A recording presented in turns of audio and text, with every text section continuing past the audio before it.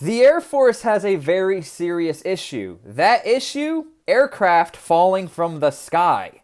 Now, before we get into this, please comment below what your favorite aircraft is in the Air Force. My name is T-SPLY, and let me get into this story for you. Now, the scary thing about aircraft is that no component alone can fly. So if one thing goes wrong, your entire aircraft can fall from the sky. Like a tailpin. That's right. One measly tailpin is what's causing an entire Air Force fleet to be grounded.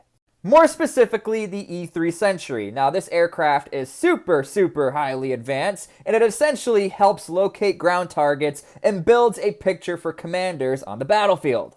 Now, I want to give the Air Force some credit. They're really good at protecting their airmen and protecting the security of their operations. And they're not saying how many aircraft are being affected by this, but they are saying it is a tailpin and aircraft could literally fall from the sky. And again, I want to say the Air Force is not specifying the amount of aircraft that are affected by the tailpin. Nonetheless, there are aircraft out there that are grounded because of a tailpin.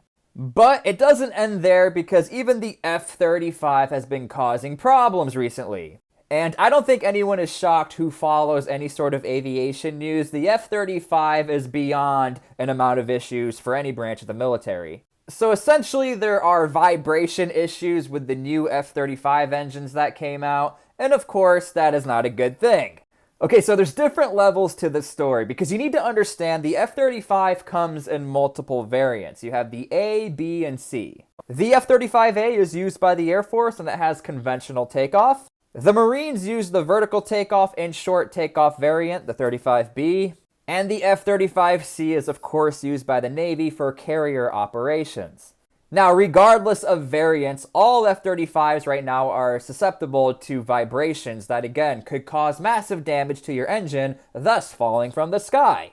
Now, the specific number of the amount of F-35s that have been grounded recently, it's not public knowledge. However, the public knowledge is there is a really big problem that needs to be fixed in regards to vibration. However, the Marines can never catch a break. The joke is always with the Marines that they have bad equipment or the equipment fails, and the F-35B has had some issues lately. So there was a video that went rather viral in December of an F-35B pilot showing off the capabilities of the F-35, but then all hell broke loose.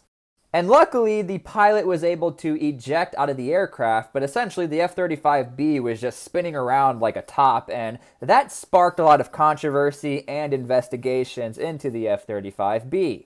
Now, there is some good news when it comes to the vibrations of the F-35 engine. I said previously that a lot of F-35s are susceptible to engine vibrations, and the vast majority of the F-35s today are not facing these engine vibrations. However, the problem is out there, so the entire fleet of F-35s, they're going to be retrofitted and fixed not to have these engine vibrations. Now, what I find really interesting and telling about aviation is that we are not technically in a war right now, but aviation is always training and stuff breaks. And if there's ever a time for your stuff to break, it's right now. So the F-35 engine problems, the tailpins over at the Air Force, yes, it's an issue, but it would be an even bigger issue if there was a real-time war right now with a big military. Also, keep in mind, our military is not the only one that uses the F-35. So yes, this is an internal issue for the US military using the F-35s, but the other countries using the F-35s, they also need to be retrofitted or at least educated with the problem.